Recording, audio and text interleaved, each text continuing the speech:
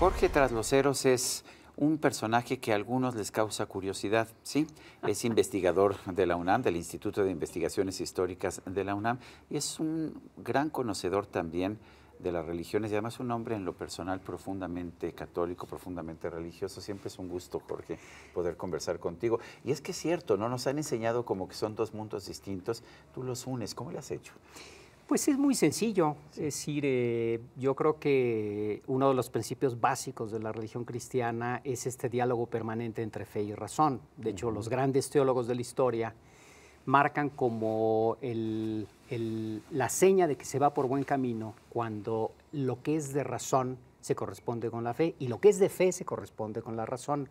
Si este diálogo se rompe, estamos o en el fanatismo o en un exceso de racionalismo, y ninguna de las dos nos permite hacer una lectura adecuada de lo que es la dignidad humana. Es tan fácil como eso. ¿Qué nos dicen? ¿Que solo la fe lleva a Dios? Ese fue el problema hace 500 años que causó el más Y seguimos más discutiendo el gravísimo. tema. Seguimos discutiendo el tema, luego ciertamente la herencia ilustre, la herencia liberal, que tiene un matiz profundamente protestante, puso esta dicotomía entre solo la razón o solo la fe, pero la verdad es que el mundo católico siempre ha unido las dos cosas, ¿no? Justo, por ejemplo, uno de los grandes promotores de la Ilustración, incluso entre las mujeres, estaba leyendo hoy en la mañana, es Benedicto XIV, el gran papa de la Ilustración, que se carteaba con Voltaire y tenía una relación de diálogo. Entonces, yo creo que esa dicotomía, aunque es muy socorrida, no pertenece al mundo católico. Y si hacemos la lista de los científicos católicos o astrónomos católicos, pues nunca acabamos, ¿no? Entonces, es algo ajeno a este debate al interior de la Iglesia, aunque pues sí nos ha afectado mucho por una serie de prejuicios propios del tiempo. Y mira, que en mi rancho también luego hay quien canta bien las rancheras. También, ¿verdad? También. Explícanos, ¿qué es la Cuaresma? ¿Por qué es importante para la Iglesia Católica celebrar la Cuaresma? Es una época que afecta, aquí sí, no solamente a la catolicidad, Sí, bueno, ¿no? es cierto. Afecta al mundo cristiano. Antes de iniciar su predicación, Jesús va 40 días al desierto. Es decir, el desierto es el lugar del encuentro con Dios. Es el lugar donde uno... ¿Ese desierto es literal o es figurado? Yo creo que sí es literal, Sí. es decir, porque es una costumbre de la ascesis de aquel tiempo, es decir, la ida al desierto, que es en imitación del pueblo, ¿no? Una forma de purificarse y de reflexionar. De purificar, reflexionar y sobre todo es el lugar de Dios, es el lugar del encuentro con Dios, ¿sí? La montaña, el desierto, la ascesis personal que permite un encuentro místico, ¿no? La Esta ascesis, cuestión. ¿qué es la Sí. ascesis? La purificación personal, el camino que me permite renunciar a ciertas cosas para centrarme en lo trascendente, que en este caso sería Dios, ¿no? Y esa es la relación que tiene Jesús con el Padre en esos 40 días del desierto. Y siempre en términos bíblicos, y ya muy marcado para el cristianismo y también para el judaísmo, estos 40 días siempre son a la espera de un gran acontecimiento. Entonces son los 40 días en que los católicos, los cristianos de todo el mundo nos preparamos para vivir la Semana Santa, es decir, de la entrada a Jerusalén, ¿sí?, a la resurrección del Señor, esa semana en específico. Son esos 40 días de preparación. Esa es la Cuaresma. 4, 40 y todos los múltiplos de 40 siempre son el ámbito de la espera y purificación en el Señor. Jesús llega a Jerusalén. ¿Por qué era importante esta llegada y qué tanta conciencia había? ¿Qué nos dice, por ejemplo, el Testamento acerca de la llegada y de pues, el recibimiento que tiene de la gente de Jerusalén? Hay que recordar también que Jerusalén era pues la ciudad cosmopolita, era la ciudad de comercio, la ciudad más próspera de Israel de aquel entonces. De aquel entonces y uno de los centros culturales del Medio Oriente más importantes, ¿no? En la tradición judía, la ida a Jerusalén, decían la subida a Jerusalén, finalmente es una colina Jerusalén, era uno de los eventos más importantes en la vida de los judíos. Entonces en la Pascua, donde ellos celebran la liberación de Egipto, ¿sí?, se juntaban las multitudes en torno al Templo de Israel de todo el Medio Oriente donde estaban distribuidos en la antigüedad los judíos. Acordémonos que tienen varias diásporas y es un problema. Entonces Jerusalén es el gran símbolo y dentro del símbolo está el templo, la casa del Señor.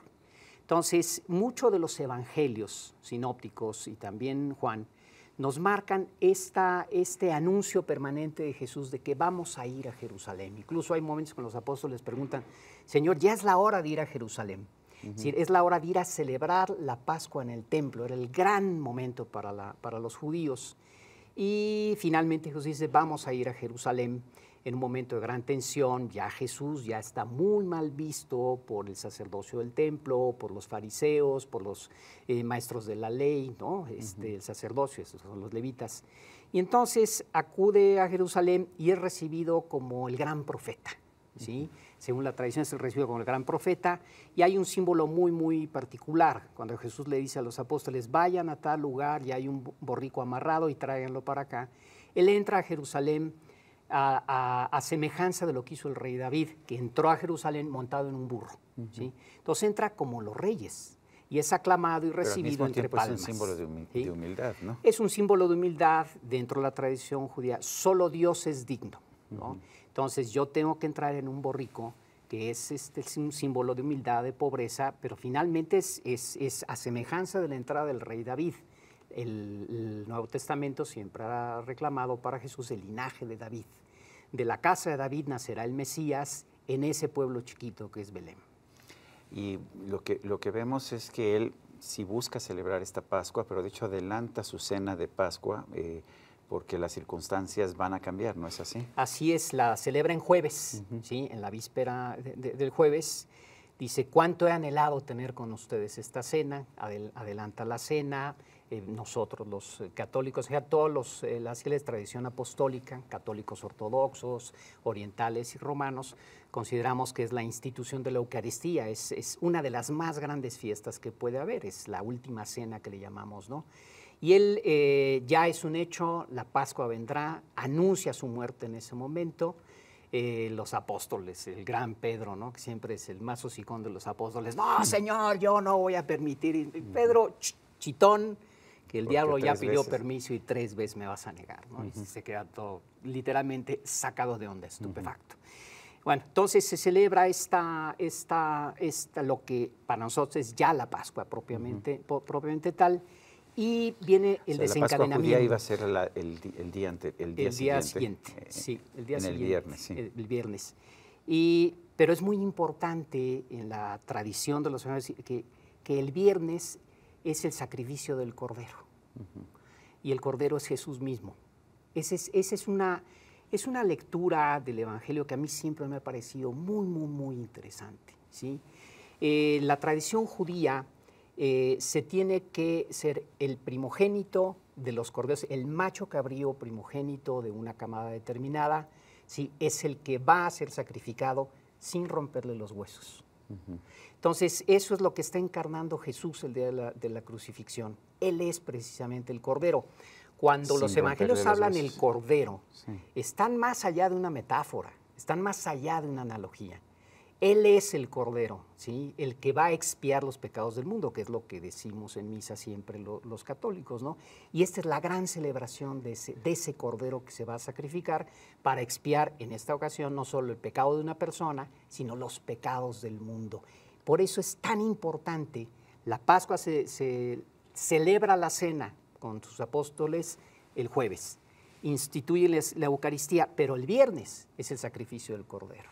¿Por qué hemos visto tanta controversia al respecto del papel de María Magdalena, que fue una de las mujeres que estuvieron al pie de la cruz? Mira, yo creo que es parte de las modas teológicas y no teológicas, etcétera. La verdad, a mí cualquier controversia en torno a María Magdalena me parece un poco gratuita, honestamente. Es decir, el Evangelio ubica a esta mujer de Magdala, que por cierto, entre paréntesis, el gran acontecimiento arqueológico es el descubrimiento del pueblo de Magdala. Así es, correcto. Porque mucho se había dicho que no existía y no. Sí, ahí está, y no digan que no. Bueno, cierro paréntesis. Es que ella es la mujer que ha sido redimida por el amor y la misericordia de Cristo. Entendamos, a la que le expulsaron mujer, unos demonios, si no mal recuerdo, ¿no? Sí. Ahí el Evangelio o la tradición ha mezclado varias figuras, historias, ¿sí? Varias historias. Más bien está identificada con la mujer adúltera, ¿sí? Principalmente con la mujer adúltera, aunque luego ya otras mujeres hacen una con María Magdalena, ¿no? Pero en realidad lo que es esta mujer que ha pecado gravemente, ha cometido el adulterio, tiene que ser, su muerte tiene que ser por apedreamiento, ¿no? Por lapidación.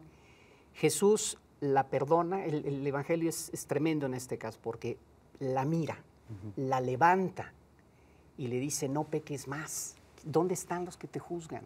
Ya nadie te va a hacer nada. Y entonces hay una respuesta de amor hacia Jesús por esta mujer. Ahora, hay que entender un poco el contexto ahí.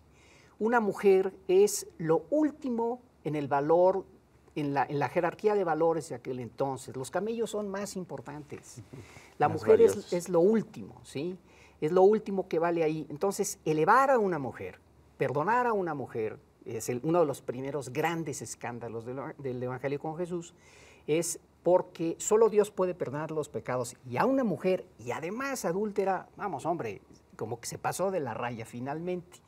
Y ella ocupa un lugar muy protagónico en los evangelios dentro de la crucifixión. Ella es de las mujeres que acompañan. Y que está con él hasta el último momento. ¿Por qué es importante para la teología cristiana la muerte de Jesús? Porque sin muerte no hay resurrección. Si los evangelios son muy determinantes en esto, ¿no? Es decir, verdaderamente murió. El verdaderamente murió es muy importante porque ese es el anuncio, ¿no? Es decir, este es el hombre justo, ¿sí? Dice Pedro, es el hombre justo que ustedes mataron y Dios ha resucitado de entre los muertos, ¿no? Y luego Pablo sigue elaborando sobre esto. Si Jesús no hubiera muerto verdaderamente, la resurrección sería un fraude. Y si la resurrección no sucedió, como diría C.S. Lewis, el cristianismo es una gran mentira. Para que se entienda un poco la dimensión de la crucifixión, tardaban de 3 días a 3 semanas en morirse. ¿A 3 semanas? A 3 semanas, es una cosa terrible. A veces la crucifixión se daba sobre árboles y quedaban a cierta distancia del piso, que era posible para la familia ir a alimentar a la persona o darle de beber, lo cual pues es un poco contradictorio, pero es una crueldad también porque mantienes viva. Por un lado, pero por otro lado es asistir a tu pariente, ¿no? ¿Cómo te puedes quedar sin asistirlo? Es de estos dramas que hacen más prolongada la muerte, pero también el sadismo de la crucifixión. ¿Sí? Jesús muere a las 3 horas. ¿Sí? La única explicación de esto es la flagelación. La flagelación no eran unos cuerazos ahí porque se portó mal, eran unos clavos, ¿sí? Que descarnaban al flagelado y literalmente lo mataban en ese momento. A Jesús no lo matan en ese momento, pero sí 3 horas después. Jorge Trasloceros, gracias por esta conversación. Al contrario, Sergio, siempre es un placer echarnos una plática aquí. Muchas gracias. La seguiremos haciendo. Y a usted, amigo televidente, que hace posible este programa, se lo agradezco también. Esto es todo por hoy, pero no se lo olvide. Nos vemos la próxima.